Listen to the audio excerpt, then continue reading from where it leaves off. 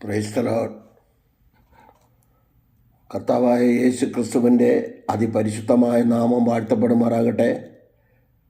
വീണ്ടും ഒരു പ്രാവശ്യം കൂടി കർത്താവായ യേശു ക്രിസ്തുവിൻ്റെ മാറ്റമില്ലാത്ത തിരുവചനവുമായി നിങ്ങളുടെ മധ്യത്തിലായിരിക്കാൻ സർവകൃപാലുവായ ദൈവം എൻ്റെ ജീവിതത്തിൽ ഒരുക്കി തന്ന വിലയേറിയ മകൾ ഭാഗ്യത്തെ ഓർത്ത് അടിയൻ നന്ദിയോടെ ദൈവത്തെ സ്തുതിക്കുന്നു, സ്തോത്രം ചെയ്യുന്നു.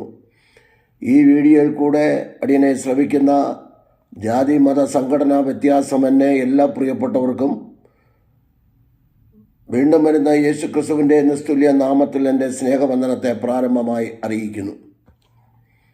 മുഖവരകളൊന്നും പറയുന്നില്ല. ഇന്നത്തെ ചിന്താവിഷയം എന്ന് പറയുന്നത് പാദ ശുശ്രൂഷ ആവശ്യമാണോ എന്നുള്ള ചിന്തയാണ്. ഒത്തിരി പേര് ഇതിനെക്കുറിച്ചൊരു വീഡിയോ ഇടാൻ പറഞ്ഞതിന് മൂലമായി ഇരുന്ന് തിരുവെഴുത്തുകളെ ധ്യാനിക്കുകയും ദൈവവചന അടിസ്ഥാനത്തിൽ ചിന്തിക്കുകയും ചെയ്തതിനനന്തരം ഒരു മെസ്സേജ് ഇടുവാനായി താല്പര്യപ്പെടുന്നു. ഇത് നിങ്ങൾ തുടക്കം തൊട്ട് അവസാനം വരെ കേട്ടെങ്കിൽ മാത്രമേ ഇതിനെക്കുറിച്ച് മനസ്സിലാകത്തുള്ളൂ. പകുതിക്ക് വെച്ച് കേട്ടിട്ട് എൻ്റെ അടുത്ത് ക്വസ്റ്റ്യനും കൊണ്ട് വരരുത്. നേരത്തെ പ്രാരംഭമായിട്ട് ഓർപ്പിക്കുകയാണ്, ഞാൻ ദൈവവചന അടിസ്ഥാനത്തിലാണ് കാര്യങ്ങൾ പറയുന്നത്. പിന്നെ ചില ചരിത്ര പുസ്തകങ്ങളിൽ കൂടെ ഉള്ള കാര്യങ്ങളും ഉണ്ട്. അത് ചരിത്രകാരന്മാർ എഴുതിയത്, ദൈവദാസന്മാർ എഴുതിയത് എല്ലാം കൂടെ ചേർത്തുകൊണ്ടാണ് ഇതിനൊരു വ്യക്തമായ ഒരു തെളിവ്. രണ്ട് വാക്യത്തെ മാത്രം പറഞ്ഞ് മുന്നോട്ട് പോകുവാനല്ല, ഇത് എഴുതി വെച്ച് വായിച്ച് തന്നെ ഇതൊരു ആത്മീയ ശുശ്രൂഷയാണെങ്കിലും ഇത് ഞാൻ ദൈവവചന അടിസ്ഥാനത്തിൽ ചില കാര്യങ്ങൾ നിങ്ങളെ ബോധ്യപ്പെടുത്താനാണ്, ചൂണ്ടിക്കാണിക്കാനാണ് ഞാൻ നിൽക്കുന്നത്. അതുകൊണ്ട് നിങ്ങൾ വളരെ ശ്രദ്ധയോടെ കേൾക്കണമെന്ന് പ്രാരംഭമായി ഓർപ്പിച്ചുകൊണ്ട് വിഷയത്തിലേക്ക് കടക്കുകയാണ്. പാദശുശ്രൂഷ അനിവാര്യമോ? പാദശുശ്രൂഷ ആവശ്യമാണോ? യുഗങ്ങളെക്കുറിച്ച് പഠിക്കുമ്പോൾ നമ്മൾ ഈ ഏഴാമത്തെ ഒത്തിരി യുഗങ്ങളെക്കുറിച്ച് പറയുന്നെങ്കിൽ ഒരു 7 യുഗങ്ങളെക്കുറിച്ച് നമ്മൾ പഠിക്കുമ്പോൾ നിഷ്പാപയുഗം, മനസ്സാക്ഷി യുഗം, മാനുഷിക ഭരണയുഗം, വാഗ്ദത്ത യുഗം, ന്യായപ്രമാണ യുഗം, കൃപായുഗം, ഇങ്ങനെ നമ്മൾ നിൽക്കുന്നത് ഇപ്പോൾ കൃപായുഗത്തിലാണ് നിൽക്കുന്നത്. കൃപയാലാണ് നാം വിശ്വാസം മൂലം രക്ഷിക്കപ്പെട്ടത്. ദൈവത്തിൻ്റെ കൃപ ഒന്നുകൊണ്ട് മാത്രമാണ് നാം ആയിരിക്കുന്നത്. അതുകൊണ്ട് ഈ പാദ ശുശ്രൂഷ യോഹന്നാന്റെ സുവിശേഷം 13-ാം അധ്യായത്തിലെ ചിന്തയാണ് എടുത്തുകൊണ്ട് ഞാൻ മുന്നോട്ട് പോകുന്നത്. അതിന് നമുക്ക് നോക്കാം. അവിടെ എഴുതിയിരിക്കുന്ന പദം യേശുക്രിസ്തു അരുമ ശിഷ്യഗണങ്ങളുടെ കാല് കഴുകുന്നു. ഇതാണ് വിഷയം. അതുകൊണ്ട് ഇന്ന് പാദശുശ്രൂഷ നടന്നില്ലെങ്കിൽ, കർത്തൃമേശയ്ക്ക് പാദശുശ്രൂഷ ചെയ്തില്ലെങ്കിൽ അത് എന്താണ് എന്നൊക്കെ ചോദിക്കുന്ന ചില ചോദ്യങ്ങളുടെ മധ്യത്തിൽ അതെന്തുകൊണ്ട് ചെയ്തില്ല. ഞാനിവിടെ ശുശ്രൂഷിച്ചപ്പോഴും ഒരാൾ എന്നോട് ചോദിച്ചു, എന്തുകൊണ്ട് പാദശുശ്രൂഷ നടത്താതെ കർത്തൃമേശ കൊടുത്തു? അങ്ങനെ ചില ചോദ്യങ്ങൾ വർഷങ്ങളായി ഉയർന്നു വരുന്നത് കൊണ്ടും ചില നാളുകളായി എഴുതി വച്ചിരിക്കുന്ന വിഷയങ്ങളെ അത് ഒന്നായി ചേർത്ത് പഠിച്ച് ദൈവവചനത്തിൽ കൂടെ പറയുവാനായി താല്പര്യപ്പെടുന്നു. ശ്രദ്ധയോടെ കേൾക്കണം. ചിലപ്പോൾ 1 മണിക്കൂർ പോകും, ചിലപ്പോൾ അതിൽ കൂടുതൽ പോയേക്കാം. എന്നൊന്നും എനിക്കറിയില്ല. ഇത് ഇത്രയും പറഞ്ഞ് തീർക്കണം, എങ്കിലേ അത് 2ആയിട്ട് ഇട്ടൂടെ എന്ന് ചോദിച്ചാൽ 2ആയിട്ട് ഇട്ടാലും 3ആയിട്ട് ഇട്ടാലും നിങ്ങൾ തന്നെയല്ലേ കേൾക്കുന്നത്. അപ്പോൾ അതുകൊണ്ട് ഈ ശുശ്രൂഷയിലേക്ക് അടിയൻ കടക്കുകയാണ്. പ്രാർത്ഥനയോടെ ഇത് ശ്രമിക്കാം. യോഹന്നാന്റെ സുവിശേഷം 13-ാം അധ്യായം വായിക്കുക. പെസഹയോട് ബന്ധപ്പെട്ടതാണ് കാലുകഴുകൽ. അവിടെ കാലുകഴുകൽ, പെസഹ, തിരുവത്താഴം എന്നിങ്ങനെ 3 കാര്യം നടന്നു. ഇതിൽ പെസഹയോട് ബന്ധപ്പെട്ടതാണ് കാലുകഴുകൽ നടന്നതെന്ന് ആദ്യമായി മനസ്സിലാക്കുക. രണ്ടാമതായിട്ട് കാലുകഴുകൽ യഹൂദാചാരമാണ്. യഹൂദ മതത്തിൻ്റെ ബാക്കിയല്ല ക്രിസ്ത്യാനിത്വം. മത്തായി, മർക്കോസ്, ലൂക്കോസ് എന്നിവരുടെ സുവിശേഷത്തിൽ പ്രധാനമായി പ്രതിപാദിക്കുന്നത് തിരുവത്താഴത്തിൻ്റെ കാര്യമാണ്. അവിടെ കാല് കഴുകിയ കാര്യം പറഞ്ഞിട്ടില്ല. യോഹന്നാൻ പെസഹയുടെ കാര്യം മാത്രമേ പറയുന്നുള്ളൂ. അവിടെയാണ് കഴുകലിൻ്റെ കാര്യവും പറയുന്നത്. ഇന്ന് കാല് കഴുകൽ വേണമെന്ന് ശഠിക്കുന്നവർ യഹൂദ പാരമ്പര്യവും പെസഹയും കൂടെ സ്വീകരിക്കണമെന്ന് പറയുകയാണ്. അങ്ങനെയുള്ളവർ തിരുവത്താഴത്തിന് മുൻപ് പെസഹായും സ്വീകരിക്കണം. തന്നെയുമല്ല, ഭവനങ്ങളിൽ വെച്ച് മാത്രമേ ഇത് നടത്താവൂ. വ്യാഖ്യാന ശാസ്ത്രം ഇത് അനുവദിക്കുന്നില്ല. ഒരു വേദഭാഗം മാത്രം എടുത്തുകൊണ്ട് ഒരു ഉപദേശവും സ്ഥാപിക്കാൻ പാടില്ല എന്നാണ് വ്യാഖ്യാന ശാസ്ത്രം പറയുന്നത്. ഇതിന്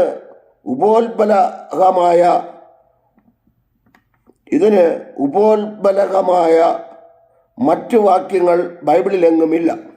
എന്ന് പറഞ്ഞാൽ ഇതിന് ഒന്നുകൂടെ ഓടിയായിട്ടുള്ള വാക്യങ്ങളൊന്നുമില്ല. അപ്പോസ്തലന്മാർ പിന്നീട് തിരുവത്താഴം സ്വീകരിച്ചതായി തെളിവുണ്ട്. അവിടെ എങ്ങും കാല് കഴുകിയതായി തെളിവൊന്നുമില്ല. കൊരിന്ത്യർക്ക് 1:23 മുതൽ 32 വരെയുള്ള വാക്യങ്ങൾ. സഭയ്ക്ക് നടപടികളും ഉപദേശങ്ങളും ഉണ്ട്. 100 നടപടി ചേർന്നാലും ഒരു ഉപദേശമാകുകയില്ല. കാല് കഴുകൽ ഉപദേശമാക്കി മാറ്റാതിരിക്കുന്നതല്ലേ നല്ലത്. നമ്മുടെ മനോഭാവമാണ് പ്രധാനം. കർത്താവ് കാല് കഴുകിയപ്പോൾ സ്നേഹവും താഴ്മയും സേവന സന്നദ്ധതയുമൊക്കെ പഠിപ്പിക്കുകയായിരുന്നു. അഹംഭാവത്തെ ഇല്ലാതാക്കുകയായിരുന്നു കർത്താവിൻ്റെ ഒന്നാമത്തെ പദ്ധതി. അഹംഭാവം ഒന്നുകൂടെ പറഞ്ഞാൽ മറ്റുള്ളവരെ ശ്രേഷ്ഠനെന്ന് എണ്ണി കാല് കഴുകുന്നതിൽ തെറ്റൊന്നുമില്ല.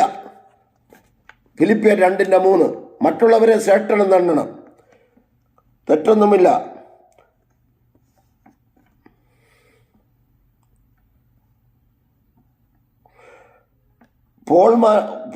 മേയർ പോൾമാൻ പറയുന്ന ഒരു കാര്യം ഇവിടെ വിശദീകരിക്കുന്നുണ്ട്.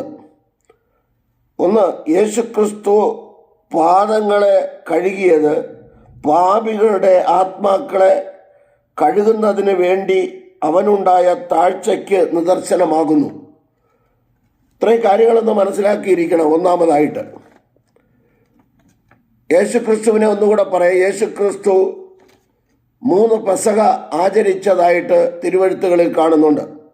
വർഷത്തിലൊന്നാണ് പെസഹ ആചരിക്കുന്നത്. യേശുക്രിസ്തുവിടെ 3 പെസഹയ്ക്ക് സംബന്ധിച്ചതായി തെളിവുണ്ട്.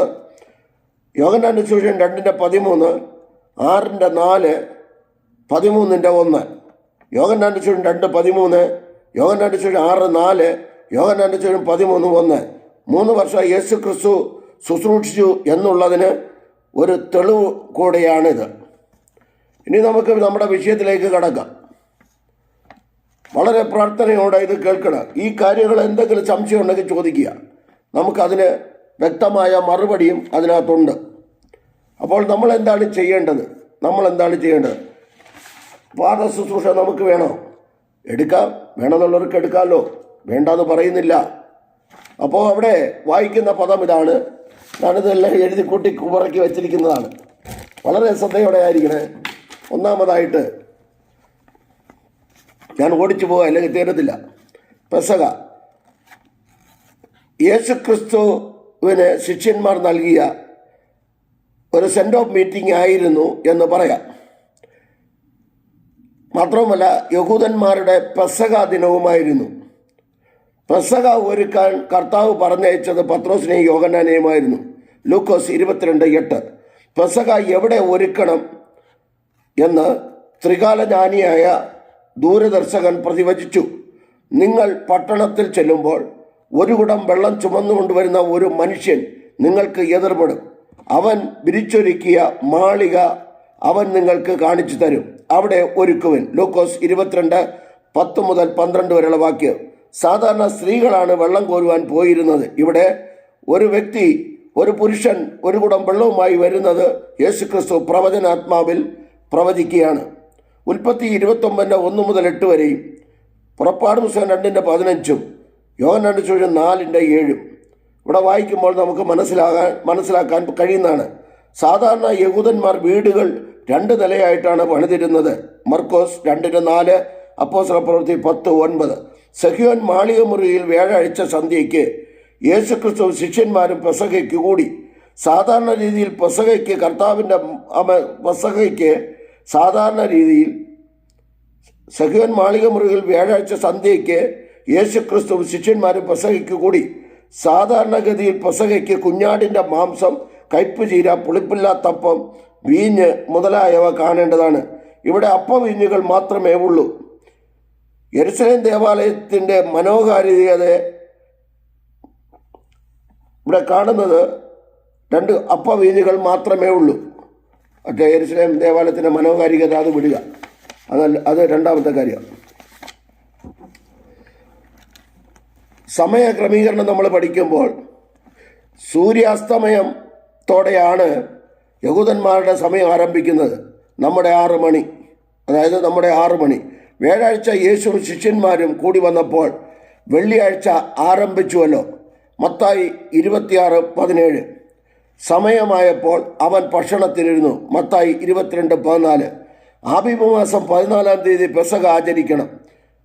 തുടർന്ന് 7 ദിവസം പുളിപ്പില്ലാത്ത അപ്പത്തിൻ്റെ പെരുന്നാൾ ആഘോഷിക്കാറുണ്ട്. ദിനവൃത്താന്തങ്ങളുടെ 2-ാം പുസ്തകം 30-21-22.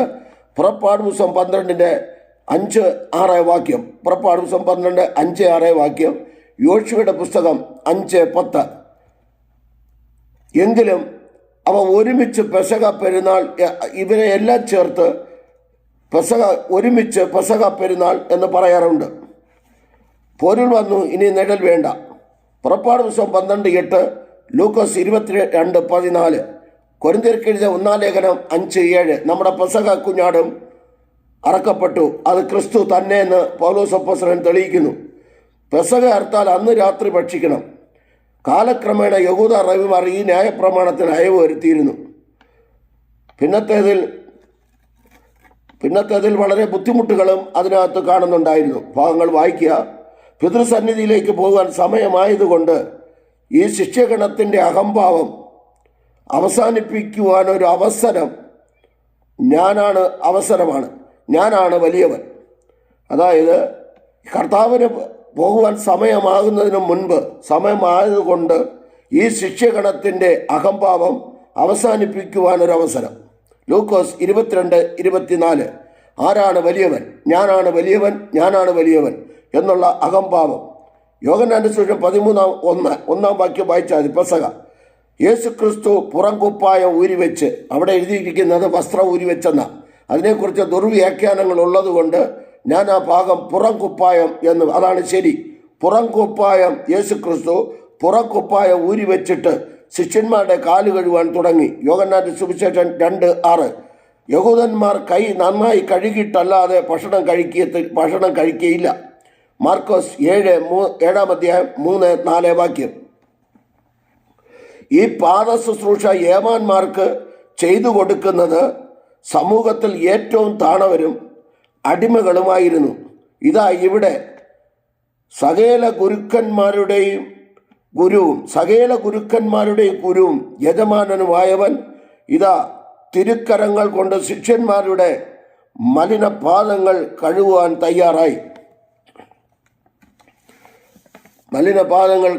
തയ്യാറായി. നായകൻ ശുശ്രൂഷകനായി മാറട്ടെ. ഞങ്ങളുടെ ഇടയിൽ ആരാണ് വലിയവൻ? ലൂക്കോസ് 22:24. ഈ പിടിവാശി പന്തിരുവർക്കിടയിൽ ഉണ്ടായിട്ടുണ്ട്. ലൂക്കോസ് 9:46. അവിടുത്തെ കാര്യങ്ങൾ പറയുമ്പോൾ ഒരു കാര്യം കൂടെ പറയാനുണ്ട്. യവന്മാർ ആരാണ് വലിയവനെന്ന് അവിടെ വെച്ച് വാദം നടന്നു. അങ്ങനെ ഒരു ഭൂതത്തെ ഓടിക്കാൻ പോയിട്ട് ഭൂതം പോയില്ല. അത് കർത്താവായ യേശു ക്രിസ്തു തന്നെ പിന്നത്തേതിൽ ചെയ്യേണ്ടി വന്നു. ലൂക്കോസ് 9:46.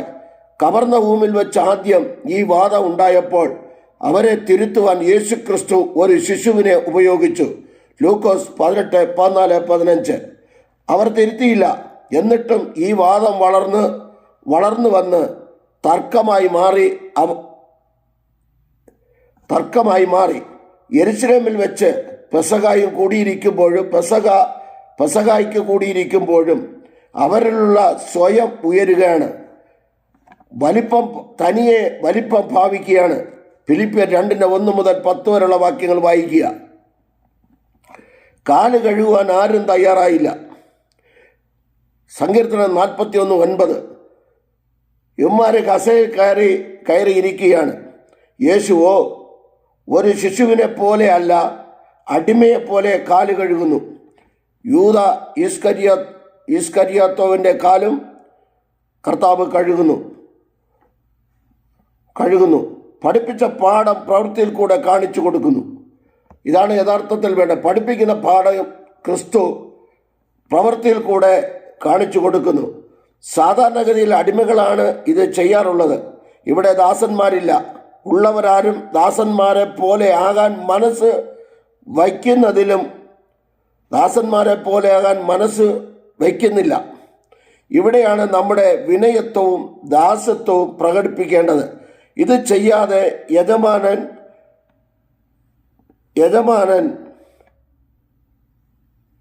യജമാനോട് കളിച്ചാൽ പിന്നീട് ക്രിസ്തുവിൻ്റെ മുൻപാകെ ലജ്ജിക്കേണ്ടി വരും. നമ്മളെ ഏൽപ്പിക്കുന്ന ഏത് ചെറിയ ശുശ്രൂഷയാണെങ്കിലും അത് ചെയ്യുക. ഏത് ശുശ്രൂഷയാണെങ്കിലും നമ്മളത് ചെയ്യുക.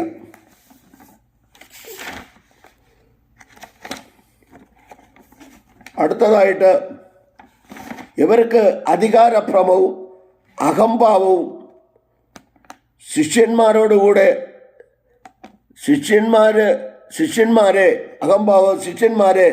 ക്രിസ്തുവിൽ നിന്നും അകറ്റുന്ന വസ്തുതകളാണ്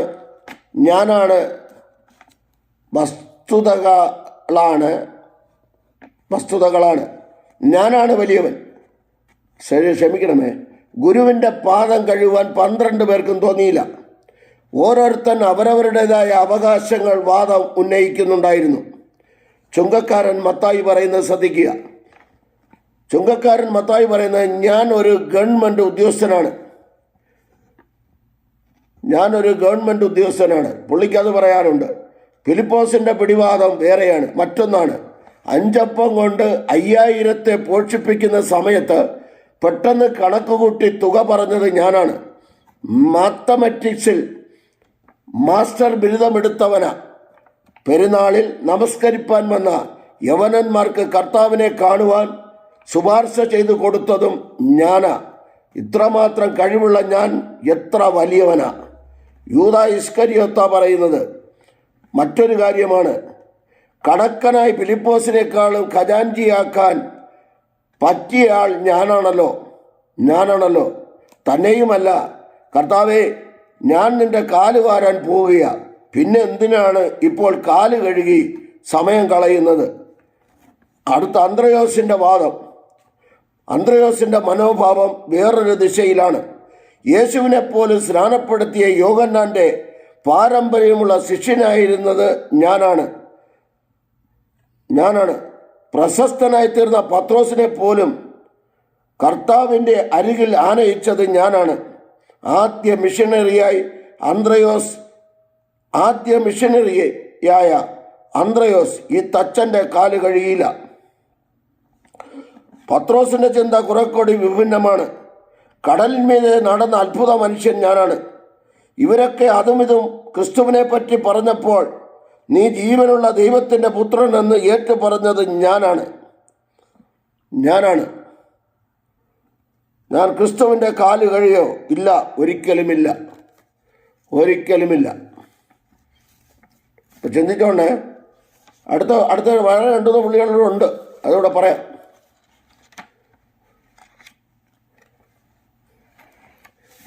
അതുകൂടെ കേട്ടിട്ട് നമുക്ക് അടുത്തതിലേക്ക് പോവാം.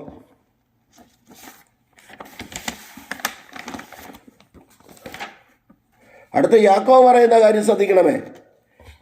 ഞാൻ ഇടിമകനാണ്. യോഹന്നാൻ പറയും, യേശുവിനാൽ ഏറ്റവും സ്നേഹിക്കപ്പെട്ട വ്യക്തി ഞാനാണ് വലിയവൻ. അവരങ്ങോട്ടും ഇങ്ങോട്ടും പരസ്പരം നോക്കി.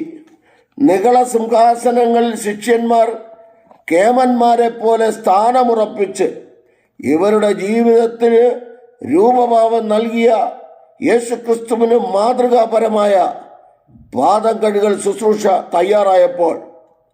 ശുശ്രൂഷയ്ക്ക് തയ്യാറായപ്പോൾ അവർ ലജ്ജിച്ച് തലകുനിച്ച് ശിഷ്യന്മാരെ താഴ്മ പഠിപ്പിക്കുകയും സേവന സന്നദ്ധന്മാരാക്കുകയും ചെയ്യുകയായിരുന്നു ക്രിസ്തുവിൻ്റെ ഈ ശുശ്രൂഷയുടെ ഉദ്ദേശം. വേഷത്തിൽ മനുഷ്യ സാദൃശ്യത്തിൽ വന്ന ക്രിസ്തു 12 പേരുടെയും കാൽ കഴുകുന്നു. യോഹന്നാന്റെ സുവിശേഷം 13:6 മുതൽ 13 വരെയുള്ള വാക്യങ്ങൾ.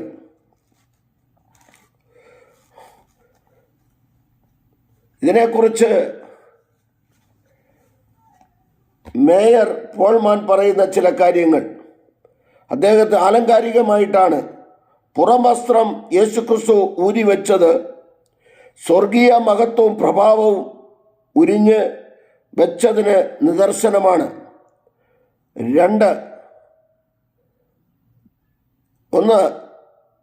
ഒന്ന് അത്താഴത്തിൽ നിന്ന് എഴുന്നേറ്റത് സ്വർഗത്തിൽ യേശുവിൻ്റെ വേർപാടിനെ കാണിക്കുന്നു.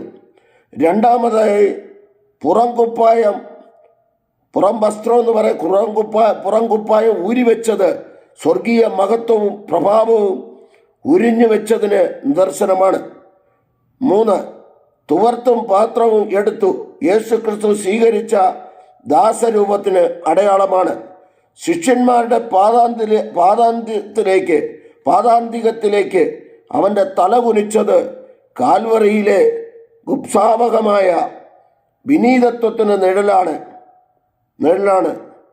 ആ അർത്ഥത്തിൽ കാലുകഴുകൾ തെറ്റൊന്നുമില്ല, നല്ലത് തന്നെ. പാദങ്ങൾ കഴുകിയത് പാപികളുടെ ആത്മാക്കളെ കഴുകുന്നതിന് ശുശ്രൂഷാവസ്ഥയുടെ ശ്രേഷ്ഠത തെളിയിക്കുകയായിരുന്നു. ഇതാണ് മേയർ പോൾമാൻ പറഞ്ഞ 4-5 കാര്യങ്ങൾ. അപ്പോൾ പാദശുശ്രൂഷ അത് ചെയ്യുന്നതിൽ തെറ്റൊന്നുമില്ല.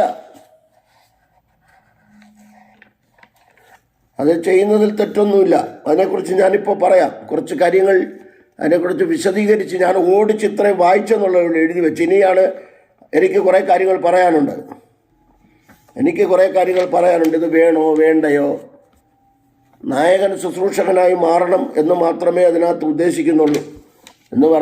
ഒന്നുകൂടെ പറഞ്ഞാൽ യേശുക്രിസ്തു മറ്റുള്ളവരെ ശ്രേഷ്ഠനെന്നാണ് നമ്മളെ പഠിപ്പിച്ചു.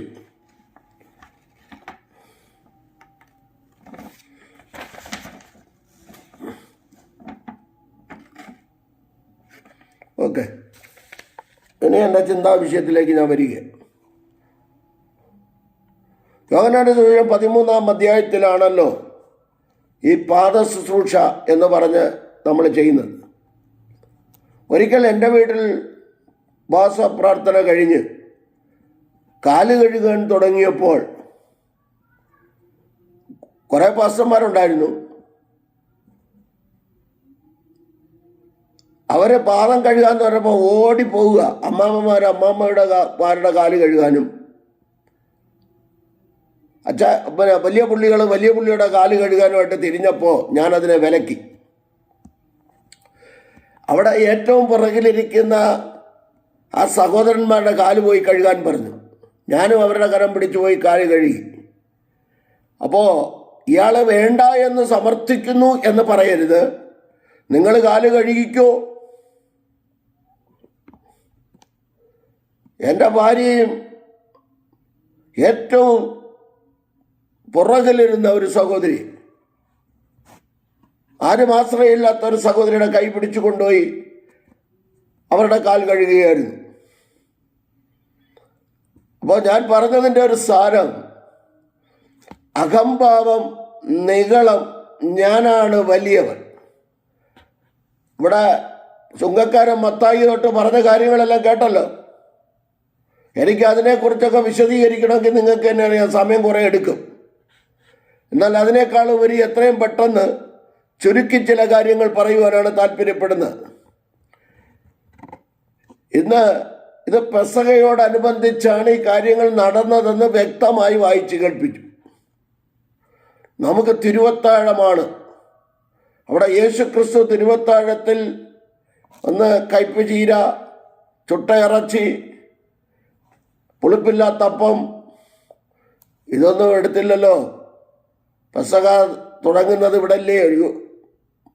പുറപ്പാട് ദിവസം 12-ാം അധ്യായത്തിലല്ലേ? അത് പുതുവർഷത്തിൻ്റെ തുടക്കമല്ലേ? ആബീബ് മാസം 10-ാം തീയതി ഊനമില്ലാത്ത ഓരോ ആട്ടിൻകുട്ടിയെ ഓരോരുത്തർ കരുതണം, ഓരോ കുടുംബക്കാരും കരുതണം.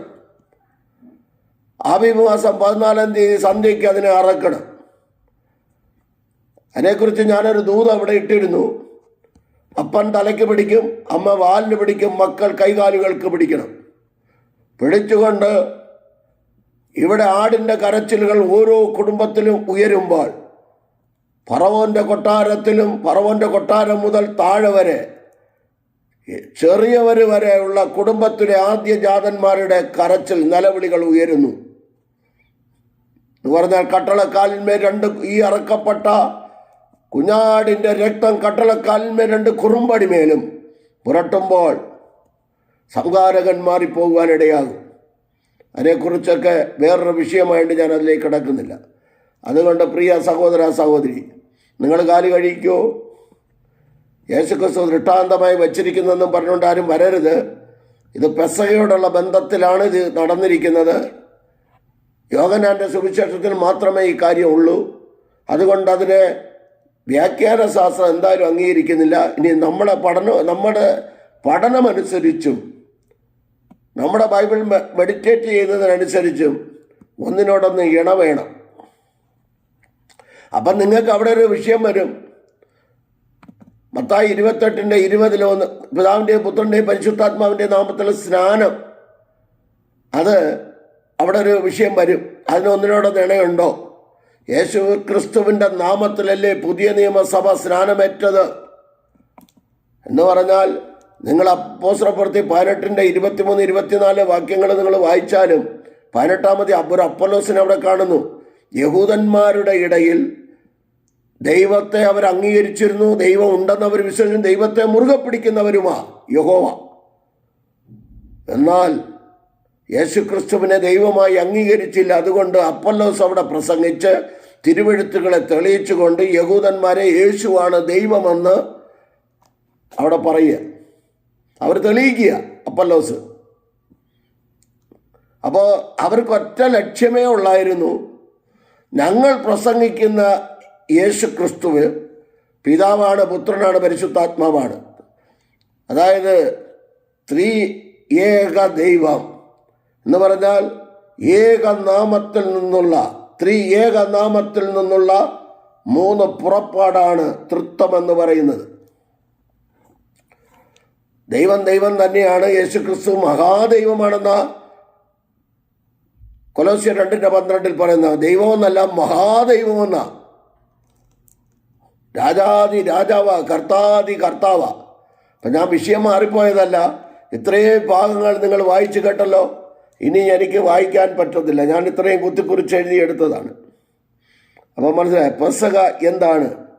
മശിഹാ ദിനത്തിൽ പെസഹ പെസഹ ആചരിച്ചത് വിശദമായിട്ട് ഞാൻ പറഞ്ഞു. അവിടെ എവിടെ ഒരുക്കണം എന്നുള്ളത്. അപ്പോൾ അതിനെക്കുറിച്ച് നിങ്ങൾ നല്ലതുപോലെ വായിക്കുക, ധ്യാനിക്കുക. നിങ്ങൾ ചെയ്തോ, കുഴപ്പമില്ല. പാദശുശ്രൂഷ ചെയ്യേണ്ടവർ ചെയ്തോ. ഇനി ചെയ്തല്ലെന്ന് വിചാരിച്ച് യഹൂദ മതം അല്ലല്ലോ നമ്മുടെ ക്രിസ്ത്യാനിത്വം എന്ന് പറയുന്നത്, അതൊന്ന് പഠിച്ചിരുന്നാൽ മതി. യഹൂദ മതം അല്ലല്ലോ ഇന്നത്തെ ക്രിസ്ത്യാനിത്വം എന്ന് പറയുന്നത്.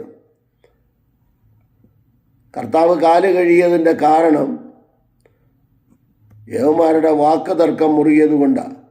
അപ്പോൾ ഇവരുടെ അഹങ്കാരത്തെ, നിഗളത്തെ എല്ലാം ഒന്ന് താഴ്ത്തണം. കർത്താവ് പറയുന്നു, നിഗളികളോട് അവൻ എതിർത്തു നിൽക്കുന്നു, താഴ്മയുള്ളവർക്കും അവൻ കൃപ നൽകുന്നു. യേശുക്രിസ്തു പാദം കഴിയപ്പോൾ എൻ്റെ ഒരു വേദന, യേശുക്രിസ്തു ഒരുത്തൻ്റെ പാദം കഴിയപ്പോൾ അവൻ പറയുന്നു, കർത്താവെ ഞാൻ കഴുകാമെന്ന് ഒരുത്തനും പറഞ്ഞില്ലല്ലോ. ഒരു ശിശുവിനെ പോലെ അല്ല യേശുക്രിസ്തു പാദം കഴിയത്, ഒരടിമയായിട്ടാണ്. എന്ന് പറഞ്ഞാൽ അവന്മാരുടെ അടിമ പോലെയല്ലേ ചെയ്തത് കർത്താവ്. കർത്താവെന്ന് അവന്മാരുടെ അടിമയൊന്നും ആകത്തില്ല. അതുകൊണ്ട് പിന്നെ ചില പുള്ളികളാണെങ്കിൽ ഈ താണജാതിക്കാരുടെ കാല് കഴിയാൻ ഇച്ചിരി പാട. അത്രയെങ്കിലും പറഞ്ഞില്ലെങ്കിൽ കുഴപ്പമാണ്. വലിയ പുള്ളികളൊക്കെ അങ്ങനെ മാറ്റിയവരും ഉണ്ട് കേട്ടോ. പാവപ്പെട്ടവൻ്റെ കാല് കഴുകാൻ ഇവർ തയ്യാറല്ല.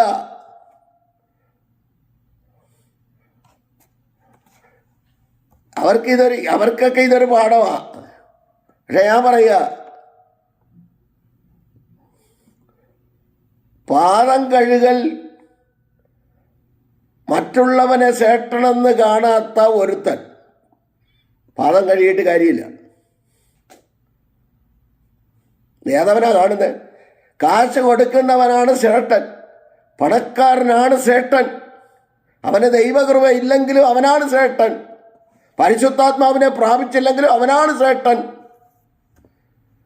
അവനെ എടുത്ത് കസേരയിൽ ഇരുത്തിയിരിക്കും. അവനൊക്കെ എടുത്ത് കസേരയെ കയറ്റിയിരുത്തുമെന്ന് ഫ്രണ്ടിൽ. നല്ല കാര്യമോ? പിന്നെ കാശ് കിട്ടുമല്ലോ.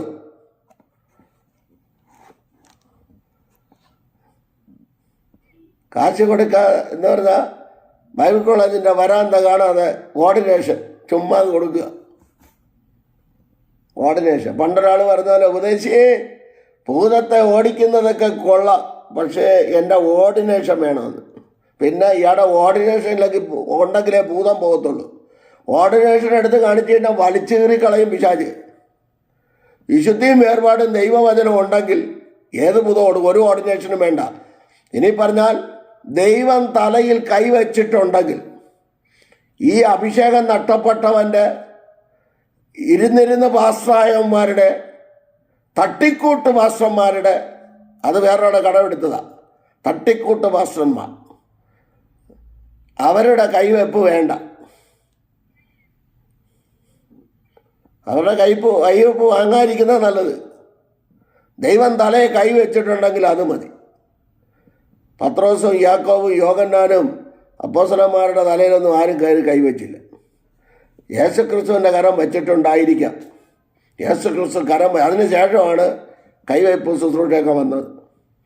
കർത്താവ് ഭൂമിയിൽ ഉണ്ടായിരുന്ന സമയത്തൊന്നും കൈവയ്പ് ശുശ്രൂഷയൊന്നും ആർക്കും കൊടുത്തില്ല. സഭ സ്ഥാപിക്കുന്ന അപ്പോൾ കർത്താവിൻ്റെ ഉയർപ്പിന് ശേഷം അല്ലേ എന്ന് ചോദിക്കാം. പക്ഷേ അവിടെയും മറുപടി ഉണ്ട് കേട്ടോ. അന്നത്തെ വ്യക്തി ജീവിതങ്ങൾ പൈസ മുഴുവനും കാൽക്കീഴായിരുന്നു എല്ലാം. ഇന്ന് പണം തലയിൽ കയറിയിരിക്കുന്നവർ, പണത്തിന് വേണ്ടി എന്തും ചെയ്യുന്നവർ, ദൈവവചനത്തിന് വിരുദ്ധമായി നിന്നുകൊണ്ട് പണത്തിന് വേണ്ടി എന്തും ചെയ്യുന്നവർ തലയിൽ കൈവയ്ക്കണ്ട. തലയിൽ കൈവയ്ക്കാൻ സഹോദരങ്ങളെ, ദൈവദാസന്മാരെ നിങ്ങൾ അനുവദിക്കരുത്. ആത്മനിറവുള്ളവനുണ്ടോ? പണ്ട് ജീസസ് സിനിമയിൽ അഭിനയിക്കാൻ വേണ്ടി സ്നാപക യോഹന്നാനെ തിരക്കി സംവിധായകൻ നടന്ന് ചെന്നപ്പോൾ ഒരു മലയുടെ മണ്ടയ്ക്ക് ഒരു കുടിലിനകത്ത് ഒരുത്തനെ കിട്ടി.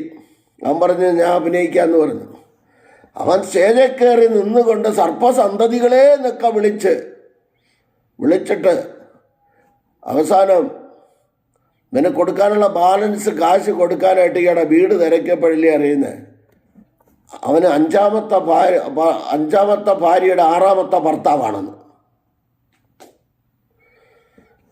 5ാമത്തെ ഭാര്യയുടെ 6ാമത്തെ ഭർത്താവ്. പക്ഷെ സ്റ്റേജിൽ എന്തുമായിരുന്നു? തകർക്കുകയായിരുന്നു. ഇവർക്ക് സ്റ്റേജിലൊരാത്മാവ്, വീട്ടിലൊരാത്മാവ്, ശുശ്രൂഷയിലൊരാത്മാവ്, വലിപ്പച്ചെറുപ്പമുള്ളവൻ്റെ മുമ്പിൽ ഒരാത്മാവ്. എത്ര ആത്മാവ് ഇമാരുടെ മേലുണ്ടെന്നൊന്നും അറിയത്തില്ല. കുറ്റം പറയാമെന്നൊന്നും ആരും പറയല്ലേ. ഇതുള്ള കാര്യം കണ്ട് മടുത്തത് കൊണ്ട് അങ്ങ് പറഞ്ഞു പോകുന്നതാണ്. ഇതൊന്നും പറയാനല്ല നിന്ന് ഞാൻ പാദ ശുശ്രൂഷയെക്കുറിച്ച് പറഞ്ഞത്. അതുകൊണ്ട് പാദ ശുശ്രൂഷ ആരാണ് ചെയ്യേണ്ടത്, എങ്ങനെയാണ് ചെയ്യേണ്ടത്, ആരാണ് എടുക്കേണ്ടത് എന്നൊക്കെ നിങ്ങൾക്കറിയാം. യേശുക്രിസ്തു ഭൂമിയിലായിരുന്നപ്പോൾ 3 പ്രാവശ്യം പെസഹ ആചരിച്ചു.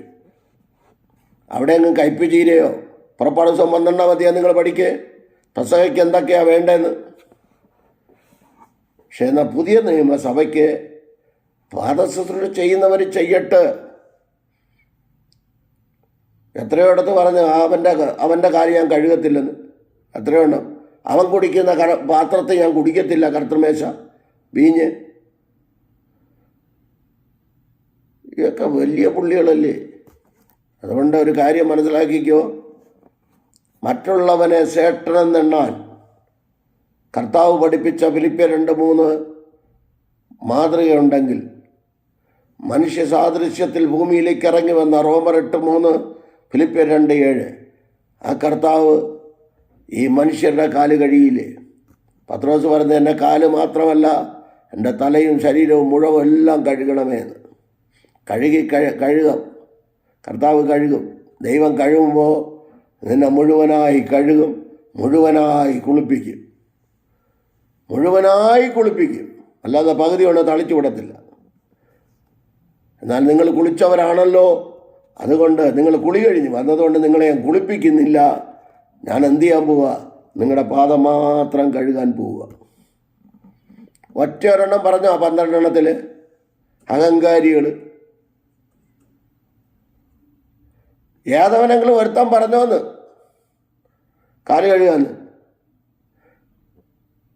ഗുരു ശിശുവിനെ പോലെ ഇവരുടെ തർക്കം മൂത്തപ്പോൾ, തർക്കം ആദ്യം തുടങ്ങിയപ്പോൾ യേശുക്രിസ്തു പറഞ്ഞു, തർക്കം വേണ്ട, നിങ്ങൾ ശിശുക്കളെ പോലെ ആയി വരണം. അത് കേട്ട് 22-ാം അധ്യായം 24-ാം വാക്യത്തിലേക്ക് ലൂക്കോസ് 22-24 പോയപ്പോൾ ഇവന്മാരങ്ങ് തർക്കം മൂത്തു. പിന്നെ അങ്ങ് ഭയങ്കര പ്രശ്നമായി. അതുകൊണ്ട് കർത്താവായ യേശുക്രിസ്തു പറഞ്ഞു, ഈ ഒരു ശുശ്രൂഷ അങ്ങ് ചെയ്തേക്കാം. യേശുക്രിസ്തു ശിഷ്യനായി എന്നല്ല, ഗുരുവായി എന്നല്ല, അടിമയായി മാറി, ദാസനായി മാറി. മനുഷ്യ സാദൃശ്യത്തിൽ വന്ന ക്രിസ്തു ദാസരൂപമെടുത്ത് മനുഷ്യ സാദൃശ്യത്തിലായി വേഷത്തിൽ മനുഷ്യനായി വിളങ്ങി തന്നെത്താൻ താഴ്ത്തി. ആ താഴ്മയാണ് പാദ ശുശ്രൂഷ. നിങ്ങൾ ചെയ്തോ? പക്ഷെ ഇങ്ങനെ ചെയ്യണം. ശേഷ നിൽക്കുന്ന പുള്ളികൾ തമ്മിൽ കൈ പിടിച്ചുകൊണ്ട് പോകാൻ സമ്മതിക്കരുത്. അങ്ങനെയുള്ളത് ചെയ്യണ്ട. അതിന് ഇയാളുടെ അനുവാദം വേണമെന്ന് ചിലപ്പോൾ ചോദിച്ചേക്കാം. വേണ്ട, നീ ചെയ്യ്. പക്ഷേ അപ്പോസ്തലനായ പൗലോസ് പറയുന്നുണ്ട്, ഗലാത്യർ 1:8-9, ഞങ്ങളാകട്ടെ സ്വർഗത്തിലെ ദൂതന്മാരാകട്ടെ ഞങ്ങൾ പ്രസംഗിച്ച ഈ സുവിശേഷത്തിന് വിപരീതമായി ആരെങ്കിലും നിങ്ങളോട് സുവിശേഷം അറിയിച്ചാൽ അവൻ ശപിക്കപ്പെട്ടവൻ. വീണ്ടും പറയുന്നു, ഞങ്ങൾ പ്രസംഗിച്ച സുവിശേഷത്തിന് വിരോധമായി ആരെങ്കിലും നിങ്ങളോട് സുവിശേഷം അറിയിച്ചാൽ, ദൈവവചനത്തിന് വിരുദ്ധമായി ചെയ്താൽ അവൻ ശപിക്കപ്പെട്ടവനാണ്. ദൈവവചനം കോട്ടിക്കളഞ്ഞാൽ, ദൈവവചനത്തെ കൂട്ടുകയോ കുറയ്ക്കുകയോ ചെയ്താൽ അവൻ ശപിക്കപ്പെട്ടവൻ. ഇതിനകത്തുനിന്നൊരു വള്ളിക്കോ പുള്ളിക്കോ മാറ്റം വരുത്താതെ നമുക്ക് ഈ കേട്ട തിരുവഴുത്തിന് മുൻപിൽ നമ്മെ സമർപ്പിച്ച് കൊടുക്കാം. അതാണ് എൻ്റെ കാരണങ്ങൾ. അപ്പം നിങ്ങൾക്ക് കാര്യങ്ങൾ ഏകദേശം പിടികിട്ടിക്കാണെന്ന് ഞാൻ മനസ്സിലാക്കുന്നു. അതുകൊണ്ട് ഒന്ന്, ദൈവമേ എനിക്കതിനുള്ള കൃപ തരണമേ.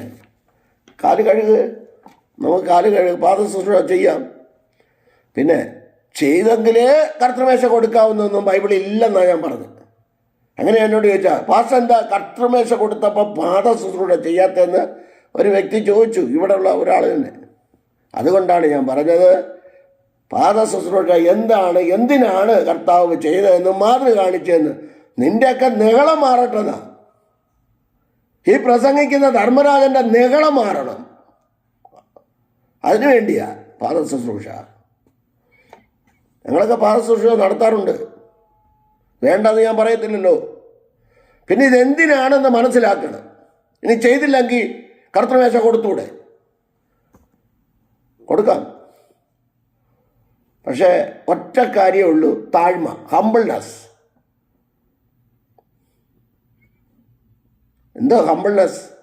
എന്താ താഴ്മ? യെരമ്യായിൽ എപ്പോഴും ഞാൻ പ്രസംഗിച്ച് പറയുന്നൊരു പദമുണ്ട്, ഞാൻ ഇവിടെ നിർത്തുക.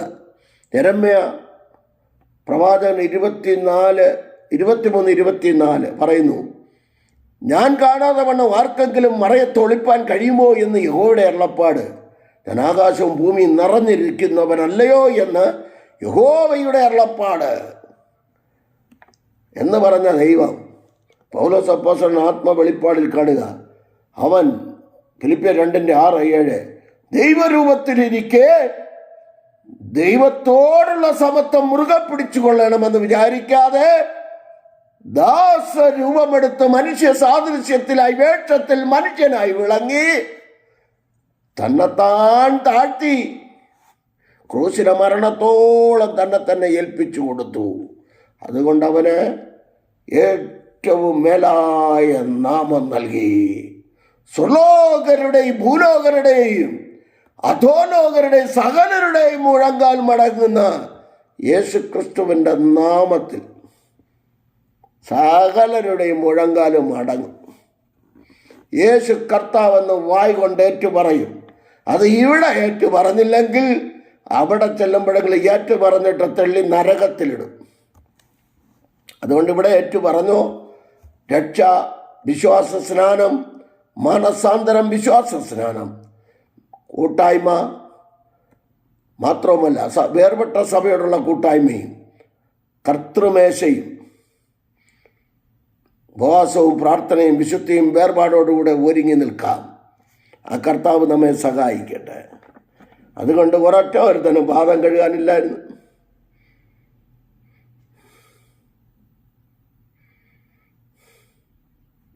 യേശുക്രിസ്തു പാദം കഴുകിയത് മേയർ പോൾമാൻ പറയുന്ന ഒരു കാര്യം കൂടെ പറയാം. യേശുക്രിസ്തു പാദങ്ങൾ കഴുകിയത് പാപികളുടെ ആത്മാക്കളെ കഴുകുന്നതിന് വേണ്ടി അവനുണ്ടായ താഴ്ചയ്ക്ക് നിദർശനമാകുന്നു. അവനുണ്ടായ താഴ്ചയ്ക്ക്, താഴ്മ, തൻ്റെ ഭാഷയെ പറഞ്ഞ ആകാശവും ഭൂമിയും നിറഞ്ഞിരുന്ന ദൈവം ചുരുക്കി ചുരുക്കി ചുരുക്കി ചുരുക്കി ചുരുക്കി ഒരു കൊത്തുമല്ലിയടത്രയും ഒരു ഗർഭപാത്രം, മറിയുടെ ഗർഭപാത്രത്തിൽ ഉരുവാകുവാൻ പാകത്തിന് തന്നെത്താൻ ചുരുക്കി ഒരു കൊത്തുമല്ലിയുടെ ആകൃതിയിൽ, രൂപത്തിൽ അവൻ പരിശുദ്ധാത്മാവിനാൽ മറിയുടെ ഉദരത്തിൽ ഉരുവായി. അവൻ വളർന്ന് 9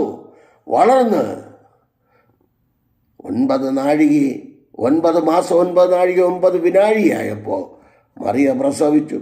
രക്ഷിക്കപ്പെട്ട് സ്നാനപ്പെട്ടിട്ട് 50 വർഷമായിട്ട് ഒരെണ്ണത്തിനെ പ്രസവിക്കാത്ത ആൾക്കാരുണ്ട്. ദൈവമേ, ഭയങ്കര.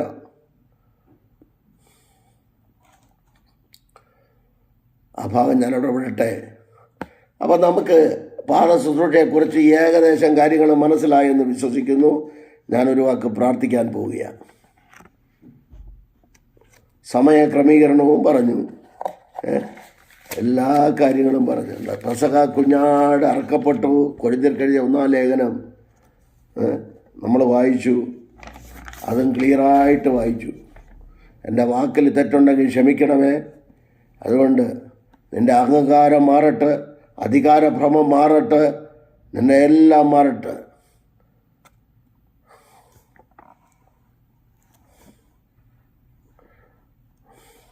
ആരാണ് വലിയവൻ? ഒന്നുമില്ല. ചുങ്കക്കാരൻ മത്തായി പറഞ്ഞത് കേട്ടോ, ഫിലിപ്പോസ് പറഞ്ഞത് കേട്ടോ, യവന്മാരൊക്കെ ഓരോന്നോരോന്നും അന്ത്രോസ് പറഞ്ഞു കേട്ടോ, പത്രോസ് പറഞ്ഞത് കേട്ടോ, യാക്കോബ് പറഞ്ഞു കേട്ടോ, യോഹന്നാൻ പറഞ്ഞത് കേട്ടോ. നമുക്ക് വേണ്ട, ഒന്നും വേണ്ട, ഒന്നുമില്ല എന്ന് സമ്മതിച്ച് ദൈവസന്നിധി താഴെ കൊടുക്കാം. നമ്മളൊന്നുമില്ല എന്ന് ദൈവത്തോട് പറയാം. ആ കർത്താവിൻ്റെ കരം നമ്മൾ ചലിക്കട്ടെ. എല്ലാവരെയും ദൈവകര അനുഗ്രഹിക്കട്ടെ. അപ്പോൾ പാദ ശുശ്രൂഷ ആവശ്യമാണോ എന്ന് ചോദിച്ചാൽ പാദ ശുശ്രൂഷ ചെയ്യുന്നതിൽ യാതൊരു തെറ്റുമില്ല. പക്ഷെ ചെയ്യുമ്പോൾ അഹങ്കാരം കൊണ്ട് ഈ ശുശ്രൂഷ ചെയ്യരുത്. പിന്നെ മറ്റുള്ളവനെ താഴ്ത്തിക്കൊട്ടിക്കൊണ്ട് ഈ ശുശ്രൂഷ ചെയ്യരുത്. ഈ 2 കാര്യം നിങ്ങൾ അറിഞ്ഞാൽ മതി. ദൈവം നമ്മെ എല്ലാവരെയും അനുഗ്രഹിക്കട്ടെ. ഇത്രയൊക്കെ കുത്തിക്കുറിച്ച് എഴുതിയെടുത്ത് അടിയന് വേണ്ടി, കുടുംബത്തിന് വേണ്ടി, പ്രിയപ്പെട്ടവർക്ക്, കുഞ്ഞുങ്ങൾക്ക് 3 കുഞ്ഞുങ്ങൾക്കും വേണ്ടി പ്രാർത്ഥിക്കണം. മാത്രവുമല്ല മിനിസ്ട്രി ഓർത്ത് പ്രാർത്ഥിക്കുക. ദൈവം നിങ്ങളെല്ലാവരെയും അനുഗ്രഹിക്കട്ടെ. ഒരു വാക്ക് പ്രാർത്ഥിക്കാം. പരിശുദ്ധ പിതാവേ, ഈ പാദ ശുശ്രൂഷയെക്കുറിച്ച് നാളുകളായി ഓരോരുത്തരുടെ ചോദ്യത്തിന് കർത്താവെ മറുപടിയുമായി പ്രിയ മക്കളുടെ മുൻപാകെ നിൽക്കുവാൻ, ദൈവത്തിൻ്റെ സന്നിധിയിൽ നിൽക്കുവാൻ, ഈ തിരുവചനങ്ങളെ പ്രഘോഷിക്കുവാൻ അവിടെ ഇടയാക്കിയ കൃപയ്ക്കായി നന്ദി പറയുന്നു. അടിയനെ താഴ്ത്തുന്നു, കുടുംബമായി ഏൽപ്പിച്ച് പ്രാർത്ഥിക്കുന്നു. ലോകത്തിൽ 5 വൻകരയിൽ ശുശ്രൂഷ കർത്തൃഭൃത്യന്മാരെ ഓർത്ത് പ്രാർത്ഥിക്കുന്നു. എല്ലാ കുടുംബാംഗങ്ങളെ, കുഞ്ഞുകുട്ടികളെ ഓർത്ത് പ്രാർത്ഥിക്കുന്നു. അവരുടെ പഠനത്തെ, ഭാവിയെ ഓർത്ത് പ്രാർത്ഥിക്കുന്നു. തലമുറയായ ദൈവിക നന്മകളും അനുഗ്രഹങ്ങളും അവർ കാണട്ടെ. പ്രത്യേകിച്ച് ലോകരാഷ്ട്രങ്ങൾക്ക് വേണ്ടി പ്രാർത്ഥിക്കുന്നു. അടിയൻ പാർക്കുന്ന ഈ ദേശത്തിന് വേണ്ടി പ്രാർത്ഥിക്കുന്നു. അതുമാത്രം ഇന്ത്യ മഹാരാജ്യത്തിന് വേണ്ടി പ്രാർത്ഥിക്കുന്നു. പ്രധാനമന്ത്രിക്കായി പ്രാർത്ഥിക്കുന്നു. പ്രസിഡന്റിനായി പ്രാർത്ഥിക്കുന്നു. കർത്താവെ, ഇവരോടൊക്കെ ദൈവാത്മാവ് ഇടപെടണമേ, സംസാരിക്കണമേ. കർത്താവിൻ്റെ പ്രവൃത്തി വെളിപ്പെടുത്തണം. ഇന്ത്യ മഹാരാജ്യത്തുള്ള പല ഉദ്യോഗസ്ഥന്മാർ എല്ലാവരെയും ഏൽപ്പിക്കും. പട്ടാളക്കാരെ ഏൽപ്പിച്ച് രാജ്യം കാക്കുന്ന പ്രിയപ്പെട്ടവരെ ഏൽപ്പിക്കുന്നു. മത്സ്യം പിടിക്കാൻ പോകുന്ന പ്രിയപ്പെട്ടവരെ ഏൽപ്പിക്കുന്നു, കുടുംബാംഗങ്ങളെ ഏൽപ്പിക്കുന്നു, പോലീസ് ഉദ്യോഗസ്ഥന്മാരെ മുകളിൽ തൊട്ട് താഴെ വരെയുള്ള എല്ലാ പ്രിയപ്പെട്ടവരെ ഏൽപ്പിച്ച് പ്രാർത്ഥിക്കുന്നു. പ്രത്യേകിച്ച് കർത്താവെ വക്കീലന്മാരെ ഓർത്ത് പ്രാർത്ഥിക്കുന്നു, ജഡ്ജിയെ ഓർത്ത് പ്രാർത്ഥിക്കുന്നു, രോഗികളായി കിടക്കുന്നവരെ ഓർത്ത് പ്രാർത്ഥിക്കുന്നു, കുഞ്ഞുങ്ങളെ പഠിപ്പിക്കുവാൻ നിവൃത്തിയില്ലാത്തവരെ ഓർത്ത് പ്രാർത്ഥിക്കുന്നു. സകലരെയും കർത്താവിൻ്റെ നാമത്തിന് വേണ്ടി നിൽക്കുന്ന എല്ലാവരെയും അനുഗ്രഹിക്കുന്നതോടൊപ്പം ജാതി മത സംഘടന വ്യത്യാസം തന്നെ എല്ലാ പ്രിയപ്പെട്ടവരെയും അവിടുന്ന് അനുഗ്രഹിക്കണം. കുടുംബാംഗങ്ങളെ കുഞ്ഞുകുട്ടികളെ അനുഗ്രഹിക്കണമെന്ന് പ്രാർത്ഥിക്കുന്നു. കർത്താവിന് ഇത്രത്തോളം സഹായിച്ചല്ലോ, നന്ദി. ഇത് അനേക ഹൃദയങ്ങളിൽ ഇത് പതിയുവാൻ ദൈവം ഇടയാക്കണം. കർത്താവിൻ്റെ കരം കൂടിയിരിക്കണമേ, ദൈവപ്രവൃത്തി വെളിപ്പെടുത്തണമേ. ഇത് പെസഹയോടനുബന്ധിച്ചാണ് ഈ പാദ ശുശ്രൂഷ നടന്നതെന്ന് തെളിയിക്കുവാൻ ദൈവം ഇടയാക്കി. കർത്താവ് ഞങ്ങളുടെ ഈ കൃപായുഗത്തിൽ തിരുവത്താഴമാണ് നടത്തുന്നതെന്നും പറയുവാൻ ദൈവം കൃപ ചെയ്തു. മഹത്വമെല്ലാം കെടുക്കണം. പ്രാർത്ഥന കേട്ടുള്ള നന്ദി. അടിയനെ ഈ ഭവനത്തിൽ നിന്ന്, ഈ ആലയത്തിൽ നിന്ന് ഈ വചന ശുശ്രൂഷ ചെയ്യുവാൻ അവസരമൊരുക്കുന്ന കർത്തൃദാസനെ കുടുംബമായി അവിടുന്ന് മാനിക്കണം, അനുഗ്രഹിക്കണമെന്ന് പ്രാർത്ഥിക്കുന്നു. അടിയനെ ശ്രമിക്കുന്ന എല്ലാവരെയും ഒരിക്കൽ കൂടി കരങ്ങളിൽ ഏൽപ്പിച്ച് സമർപ്പിച്ച് പ്രാർത്ഥിക്കുന്നു. പ്രാർത്ഥന കേട്ടാനായ സ്തോത്രം. മുഴുമകത്തോടെ എടുക്കണം. യേശു ക്രിസ്തുവിൻ നാമത്തിൽ തന്നെ പിതാവേ, amen, amen, amen. God bless you, God bless you all abundantly. ദൈവം എല്ലാവരെയും അനുഗ്രഹിച്ച് കാക്കുമാറാകട്ടെ. ആമേൻ, ആമേൻ.